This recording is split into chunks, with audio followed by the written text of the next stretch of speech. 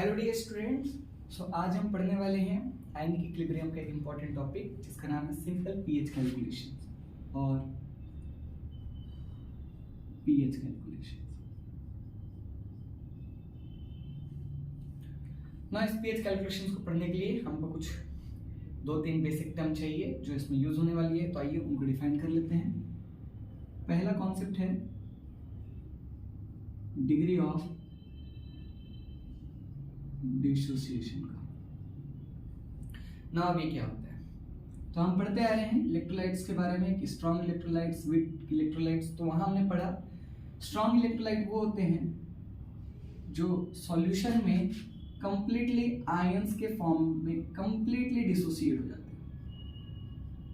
बोलने का मतलब यदि T इज इक्वल टू 0 पे मान लीजिए इसका कंसेंट्रेशन C था, तो और ये शुरू में 0 रहे होंगे, तो जब ये रिएक्शन कंप्लीट होगा T इज इक्वल टू मान लीजिए जब कंप्लीशन वाला टाइम पे, तो ये 0 हो जाएगा, ये C हो जाएगा और ये C हो जाएगा। ये तो थी स्ट्रॉन्ग इलेक्ट्रोलाइट्स की बात। लेकिन अगर हम वीक इलेक्ट्रोलाइट्स देखते हैं जैसे कि CH3COOH का एक्वस सॉल्यूशन की बात करें, तो हम बात करते हैं कि ये CH3COO माइनस एक्वस में प्लस H प्लस एक्वस में डिसोसिएट होता है, पर ये डिसोसिएशन कंप्लीट नहीं होता है। यहाँ पे कंप्लीट डिसोसिएशन है, यहाँ पे कंप्लीट डिसोसिएशन नहीं होता है। और जब कंप्लीट डिसोसिएशन नहीं होता है, इसका मतलब ये है कि इवन T इनफाइनाइट पे सफिशिएंट टाइम के बाद भी आप देखेंगे कि इसका कंसंट्रेशन जो है शुरू में मान लीजिए C था, इनका 0 था, even T after long time आप देखेंगे इसका T जो है, इसका जो कंसंट्रेशन है this will be non zero, तो this will be non zero and they all will also become something, so they will also be a non-zero value. इसका मतलब क्या है, इस टाइम पे कंटेनर के अंदर और सॉल्यूशन में तीनों ही स्पीसीज है, CH3COOH भी है, CH3CO माइनस भी है और H प्लस भी है। ऐसे रिएक्शंस को बोला जाता है रिवर्सिबल रिएक्शंस, और ये होते हैं इक्विलिब्रियम में। सारी स्पीसीज किसमें होती है, इक्विलिब्रियम। यहाँ पे डायनामिक इक्विलिब्रियम होता है, ये हम केमिकल इक्विलिब्रियम के टॉपिक पढ़ चुके हैं कि simultaneously rate of dissociation of CH3COH जो है वो बराबर हो जाता है rate of combination of H plus और CH3CO माइनस। तो जब मान लीजिए पर second 10 molecules of CH3COOH dissociate होते हैं इसमें, सो पर second 10 molecules, 10 ions CH3CO minus and और 10 H plus ion combine होके CH3COOH बनाते हैं। तो इस तरीके से ये डायनामिक इक्विलिब्रियम में रहेंगे after certain period of time, और उस समय हम देखेंगे कि इन सब की नॉन जीरो वैल्यूज रहेगी। तो मान लेते हैं कि इसमें से X अमाउंट कम हो गया। हमको पता है स्टोइकियोमेट्री के हिसाब से 1 mole of CH3COH will give 1 mole of CH3CO minus and 1 mole of H plus। तो मैं बोलता हूं कि X मोल CH3COOH टूटा, अगर X 1 मोल टूट के ये देता है, तो उसी तरीके से मैं बोल सकता हूं कि यदि X मोलर CH3COH टूटता है तो X molar CH3COO minus form करेगा और X molar H plus form करेगा। आपका सवाल होगा कि सर स्टोइकियोमेट्री तो हम मोल्स में रीड करते हैं, मोल्स के टर्म पे बात करते हैं, आप कंसंट्रेशन पे कैसे सेम पढ़ ले रहे हैं? इसका रीजन ये है क्योंकि वॉल्यूम इनमें कांस्टेंट है। जब ये रिएक्शन हो रहा है तो इनमें कोई वॉल्यूम चेंज नहीं हो रहा है, जो वॉल्यूम इसके लिए वही वॉल्यूम इसके लिए, वही वॉल्यूम इसके लिए भी। तो हम इनको कंसंट्रेशन की टर्म्स पे भी पढ़ सकते हैं कि 1 मोलर अगर ये डिसोसिएट होता है तो 1 मोलर ये बनता है और 1 मोलर ये बनता है, H प्लस बनता है। तो हम बात करेंगे, एक टर्म डिफाइन करेंगे अल्फा, और इसी को बोलते हैं degree of dissociation.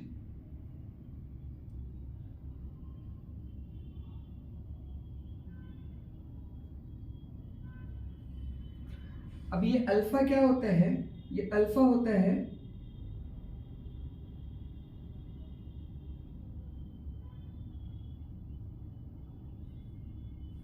Dissociated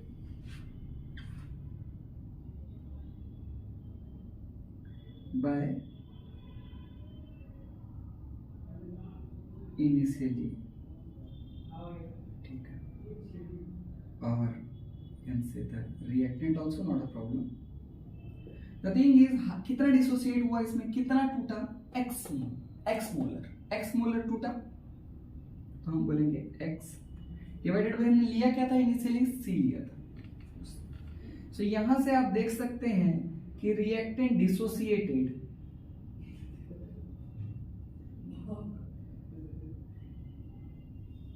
is equal to x is equal to c into alpha, where alpha is what, degree of dissociation। इसकी वैल्यू 0 से 1 के बीच में होगी, 0 भी हो सकती है और 1 भी हो सकती है। स्ट्रॉन्ग इलेक्ट्रोलाइट के लिए तो 1 हो जाएगी, नॉन इलेक्ट्रोलाइट के लिए 0 हो जाएगी। अल्फा की वैल्यू 0 से लेके 1 तक हो सकती है। Alpha is 1 for very strong electrolytes, alpha is 0 for non-electrolytes, and alpha is greater than 0 and less than, or I should say alpha in order of 10 to the power -5 to and less, 10 power 5 and less is for weak electrolytes.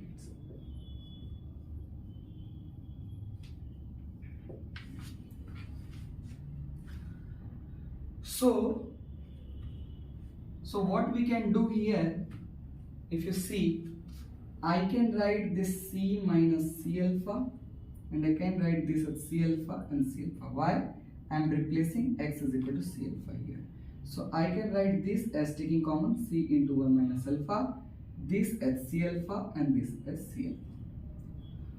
हमको पता है कि कोई भी equilibrium में जो reaction होता है उसकी एक स्पेसिफिक आइडेंटिटी होती है, एक स्पेशल प्रॉपर्टी होती है, उसको हम बोलते हैं इक्विलिब्रियम कांस्टेंट। और ये के इक्विलिब्रियम कांस्टेंट क्या होता है आपको पता है, concentrations of the products raised to the power stoichiometric coefficients divided by concentration of reactants raised to the power stoichiometric coefficient. तो यहां से हम क्या लिख सकते हैं, K equilibrium is equal to CH3CO minus का कंसंट्रेशन इनटू H प्लस का कंसंट्रेशन पावर 1 और यहाँ पे CH3COOH का कंसंट्रेशन पावर। कब एट इक्विलिब्रियम, कब टाइम कब होना चाहिए, जब टाइम इक्विलिब्रियम में।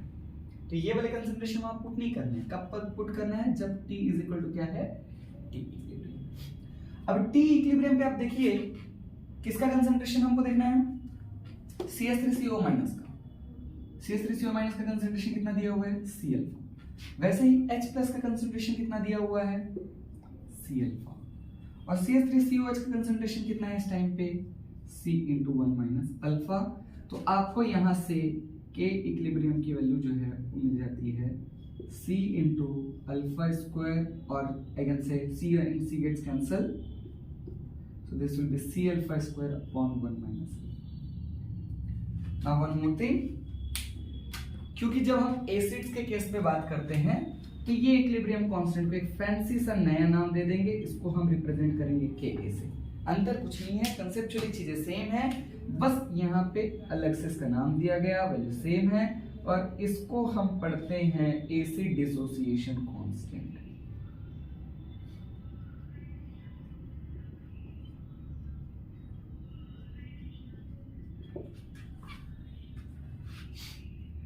क्वेश्चंस को सॉल्व करने के लिए, ताकि हम जब जेई नीट के एग्जाम्स में पेपर जब सॉल्व कर रहे होंगे तो क्वेश्चंस लेंदी ना जाए। कई बार हमको ये क्वेश्चन सॉल्व करनी पड़ेगी और आपको देखना पड़ेगा, अल्फा हमको निकालना पड़ेगा, और अल्फा हम निकालेंगे ये क्वाड्रेटिक इक्वेशन बन जाती है, और quadratic equation not always it is very quick to solve. So to avoid solving the quadratic equation, we'll reduce it to the simple equation. How? So whenever alpha is less than 0.05 or equal to or less than 0.05, it is safe to assume 1 minus alpha very similar to 1. आप बोलेंगे कि sir ये तो 1 नहीं होता। हाँ, 1 नहीं होता, एज्यूम कर सकते हैं, इससे आपकी कैलकुलेशन इजी हो जाएगी, लेकिन जो फाइनल आंसर आएगा उसमें बहुत ज्यादा वेरिएशन नहीं होगा अगर आप एग्जैक्ट वैल्यू के साथ भी सॉल्व करते तो 1 माइनस अल्फा को आप 1 ले सकते हैं। तो देखिए, जब भी आप 1 माइनस अल्फा को 1 लेंगे तो यहां से विच इंप्लाइज ये जो के ए की वैल्यू है, यहां पे आप देखेंगे के ए बिकम्स सी अल्फा स्क्वायर, और अब आप अल्फा सॉल्व करना चाहेंगे, so this is very simple, root over k by c. So this was the one basic concept. Now let's, इसको मैं इरेज कर देता हूँ, जैसे कि ये तो वीडियो है तो आप इसको स्टॉप करके भी देख सकते हैं। मैं इरेज करता हूँ और हम आगे की बातों पे चलते हैं। तो हमने क्या बात की, डिग्री ऑफ डिसोसिएशन क्या होता है, तो ये अल्फा की बात की, और अल्फा की टर्म्स पे ये degree of dissociation multiple times हमको निकालने के लिए पूछेगा। उसी के साथ हमने एक दूसरी टर्म इंट्रोड्यूस की, that is acid dissociation constant, और इनके बीच में क्या रिलेशन है, और अल्फा का क्या सिग्निफिकेंस है स्ट्रॉन्ग इलेक्ट्रोलाइट। जैसे इसके लिए अगर हम मानते हैं तो अल्फा इज इक्वल टू 1 हो जाएगा। कैसे अल्फा इज इक्वल टू 1 हो जाएगा, यहाँ पे कितना टूटा, कितना कंज्यूम हो गया भाई, देखिए C में से C पूरा कंज्यूम हो गया, हमने X बोला था C माइनस एक्स, तो C में से C पूरा चल गया, इसलिए 0 हुआ। तो कितना टूट गया, डिसोसिएट कितना हुआ, C लिया कितना था आपने C, तो ये कितना आ गया 1। ठीक है, जैसे ग्लूकोज वगैरह, यहाँ पे का एग्जांपल क्या है, वीक इलेक्ट्रोलाइट। नॉन इलेक्ट्रोलाइट्स का एग्जांपल क्या था यहाँ पे, अगर आप एग्जांपल चाहें तो नॉन इलेक्ट्रोलाइट जैसे ग्लूकोज वगैरह पानी में डिसॉल्व तो हो जाएंगे, पानी में डिसॉल्व तो हो जाएंगे, लेकिन ये ग्लूकोज डिसोसिएट नहीं होते पानी में, तो उनका डिसोसिएशन कांस्टेंट क्या होगा, 0 होगा।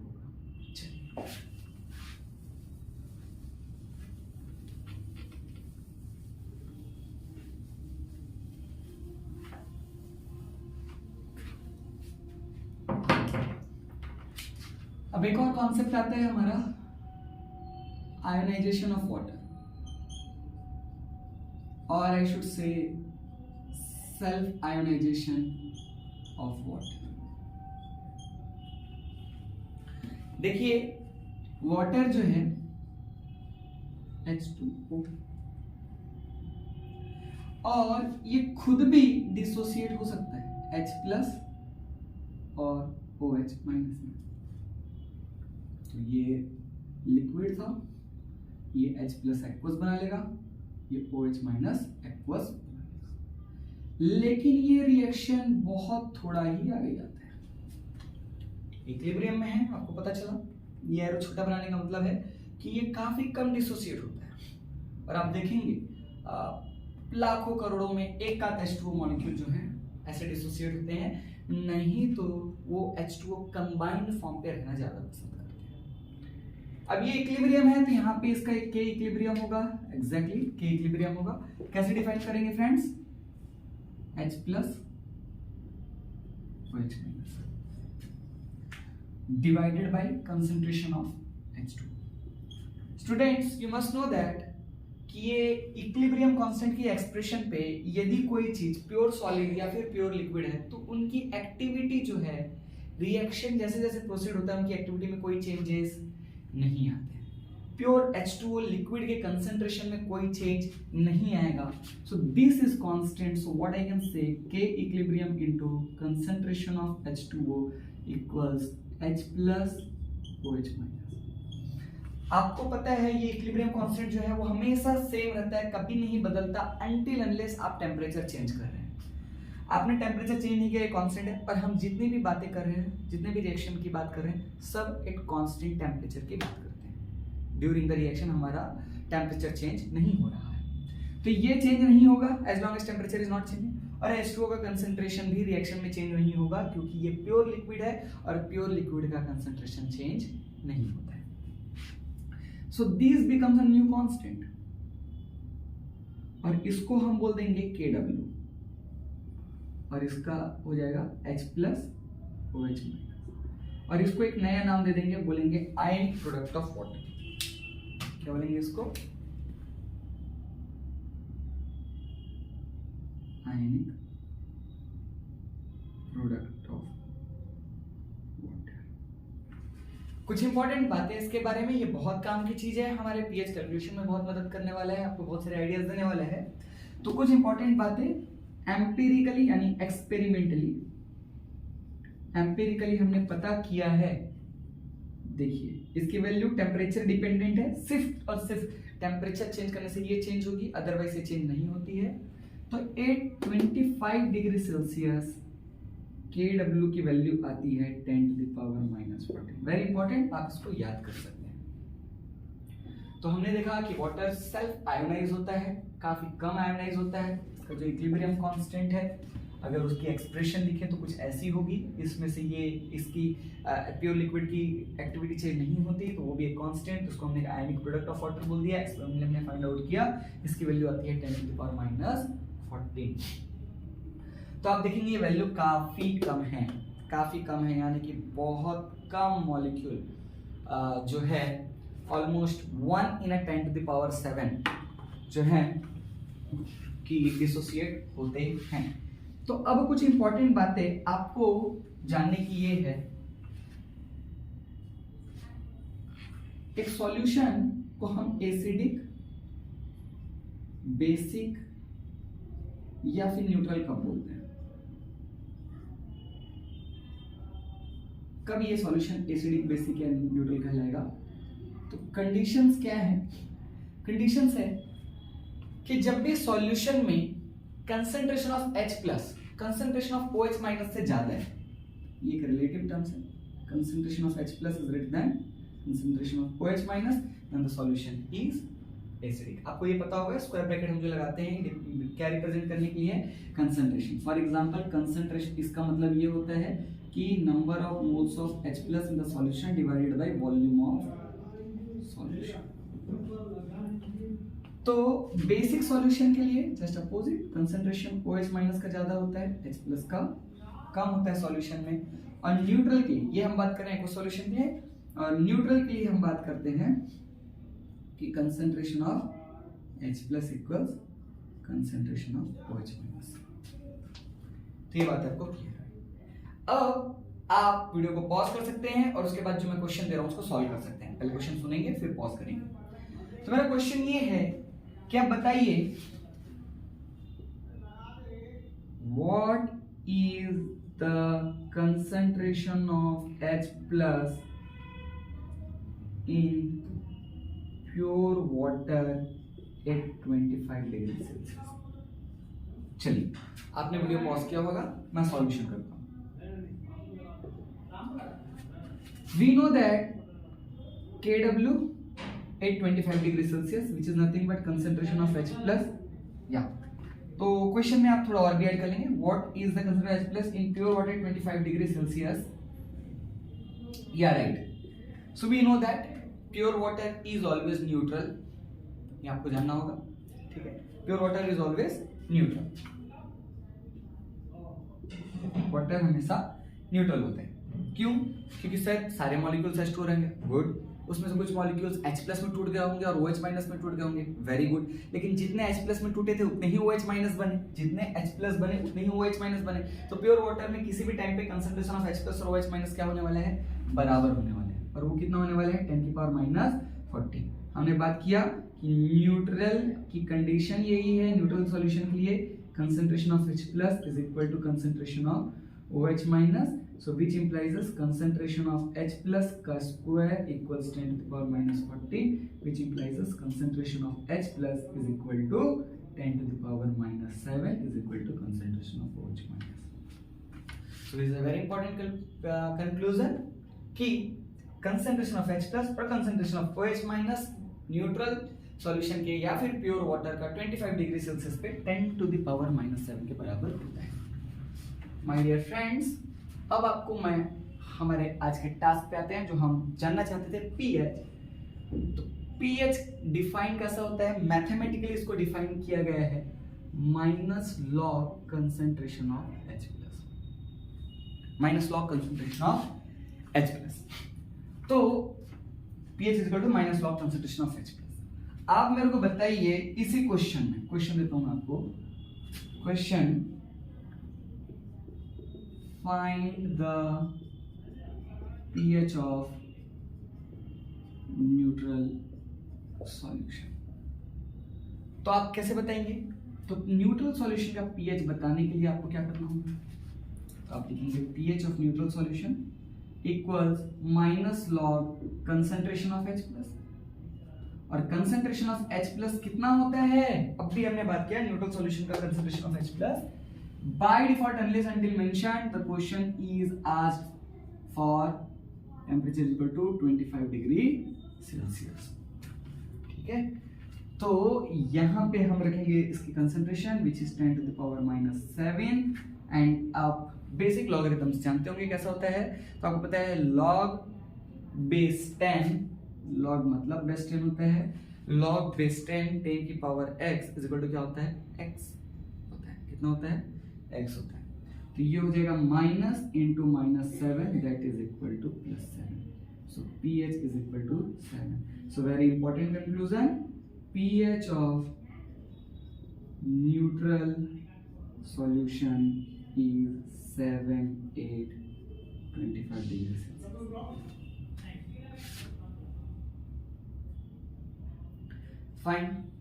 Now, my dear friends, students, please come back here. And शायद आपको पता हो, अब इसको हम डिफरेंट पर्सपेक्टिव से देखेंगे।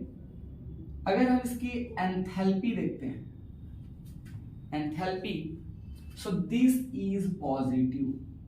And positive means this is endothermic.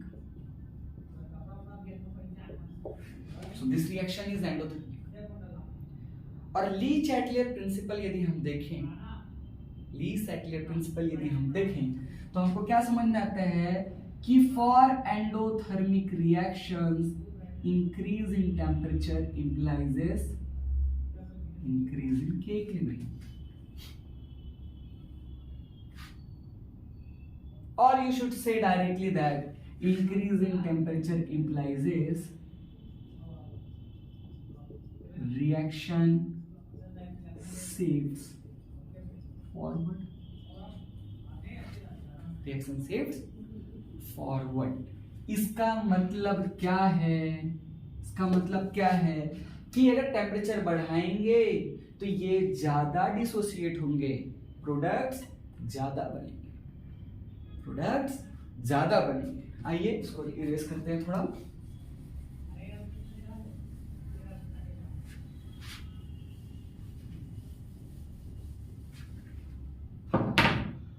तो प्रोडक्ट्स ज्यादा बनेंगे, ज्यादा बनेंगे। तो हमारी बात ये थी कि sir KW is equal to होता है H प्लस OH माइनस, इनके कंसेंट्रेशन ये 10 to the power -14 था, 8T is equal to 25 degrees Celsius. But concentration of H plus KW is equal to concentration of H plus और OH minus will be greater than, क्योंकि ये अब solution में ज्यादा है, सॉल्यूशन में H plus का भी कंसेंट्रेशन ज्यादा है। T is equal to 25 degree Celsius, ये दोनों कितने होते थे? 10 to the power -7 और 10 to the power -7, लेकिन अभी ये उससे ज्यादा अमाउंट में होंगे। So this will be greater than 10 to the power -14। 8T greater than 25 degrees Celsius.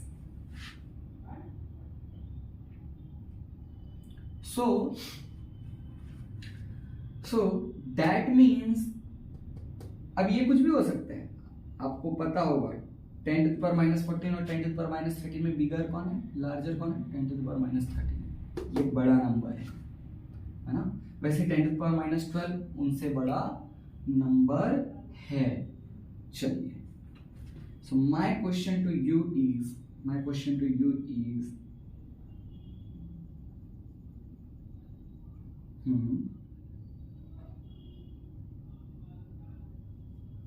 a solution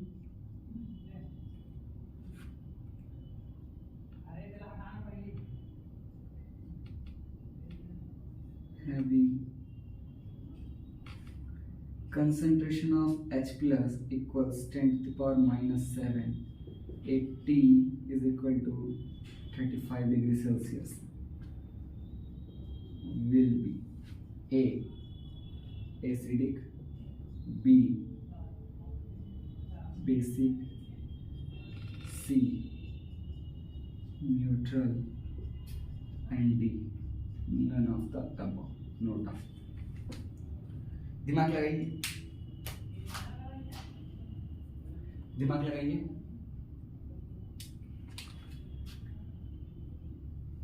चलिए मैं आपके लिए सोल्व करता हूं। हमको पता है कि टेम्परेचर 35 डिग्री सेल्सियस। इसका मतलब क्या है sir? KW which is nothing but concentration of H plus and OH minus must be greater than 10⁻⁻14.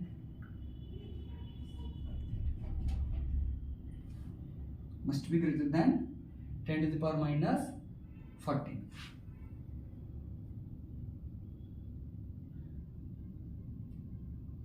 If we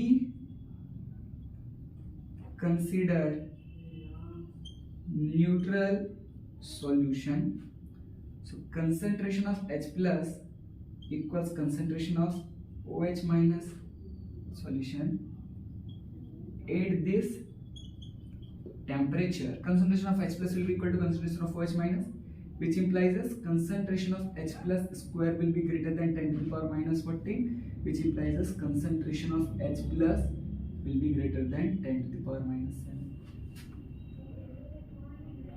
Now this implies is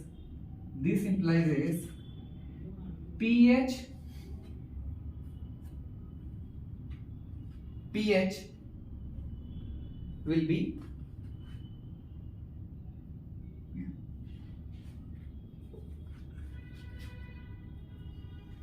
right.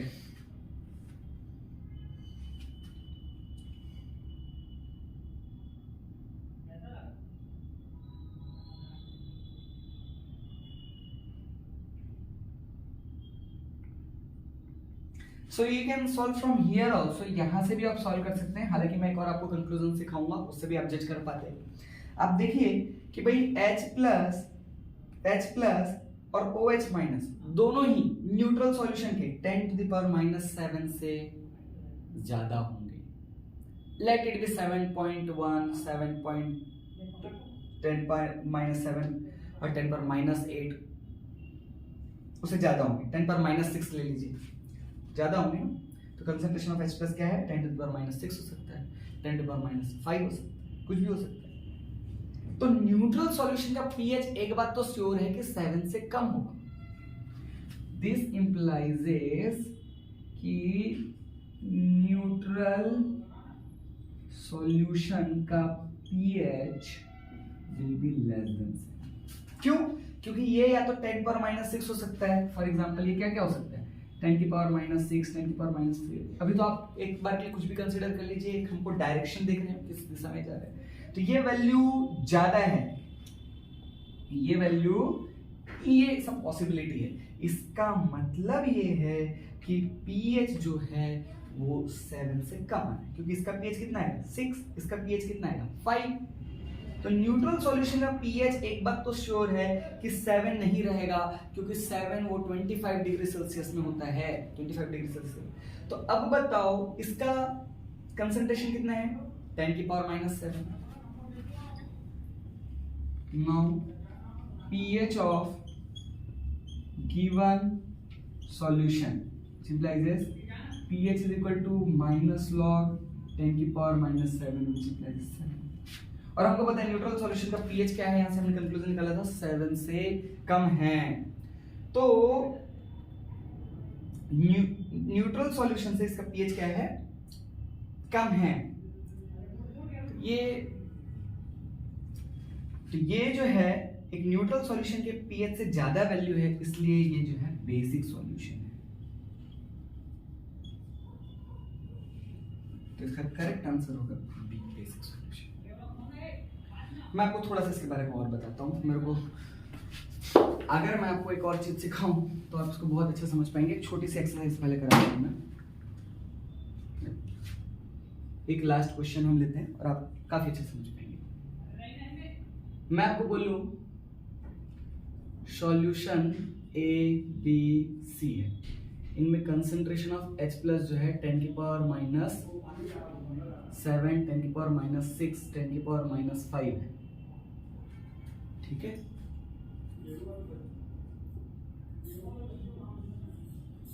और भी एग्जाम्पल्स लेते हैं, सी डी ई ले लेते हैं। यहाँ पे 10 की पावर -7 रखते हैं, यहाँ 10 की पावर -8 रखते हैं, यहाँ 10 की पावर -9, यहाँ 10 की पावर -6, यहाँ 10 की पावर -5। ये क्या है, कंसंट्रेशन ऑफ H प्लस। ये जो डाटा है दिस इज 825 डिग्री सेल्सियस। तो आप कंसंट्रेशन ऑफ OH माइनस अपने आप निकाल सकते हैं। कैसे, H प्लस और OH माइनस का कंसंट्रेशन का प्रोडक्ट 10 पावर -14 होना चाहिए। तो इसको होना पड़ेगा -5, इसको होना पड़ेगा -6, इसको होना पड़ेगा -7, इसको होना पड़ेगा -8 और इसको होना पड़ेगा -9।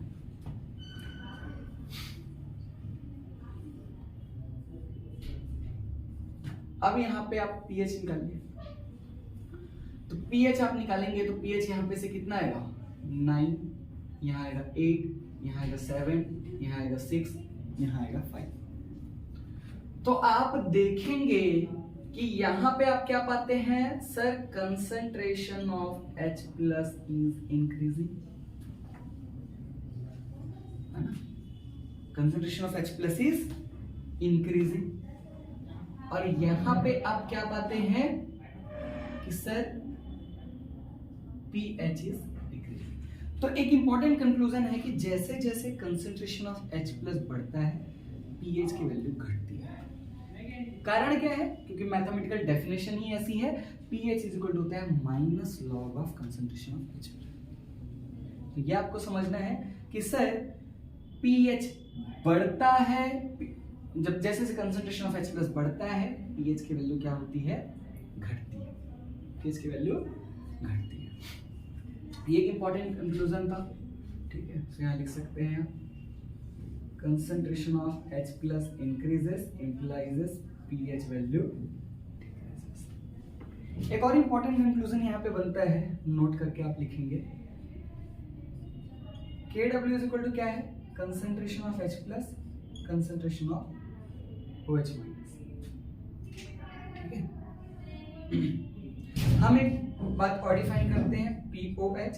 जैसे कि हमने pH डिफाइन किया था वैसे ही POH क्या है, concentration of log of OH minus, minus log of OH minus. तो ये डेफिनेशन कर दिया हमने। अगर दोनों साइड हमने इसको अगर लिखना चाहे कि दोनों साइड लॉग अप्लाई करते हैं तो क्या हो जाएगा, ये log KW is equal to log of H plus, और हमको पता है log A into B log A plus log B होता है। तो इसको ऐसा भी लिख सकते हैं H प्लस OH माइनस, और इसको मैं लिख सकता हूँ log H plus plus log OH minus log.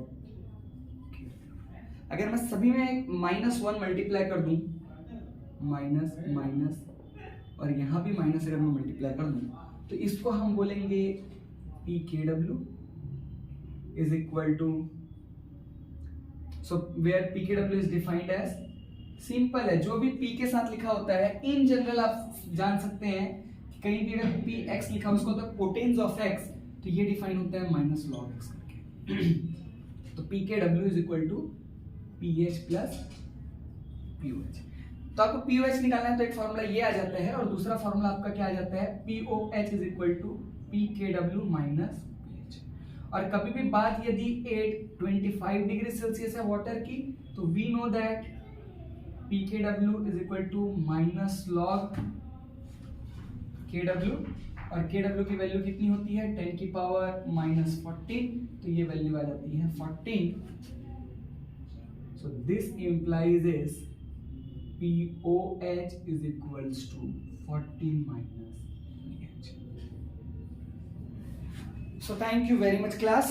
आज के लिए इतना ही. हमने कुछ आइडियाज हमने आज पढ़े, आप इसको समझिए.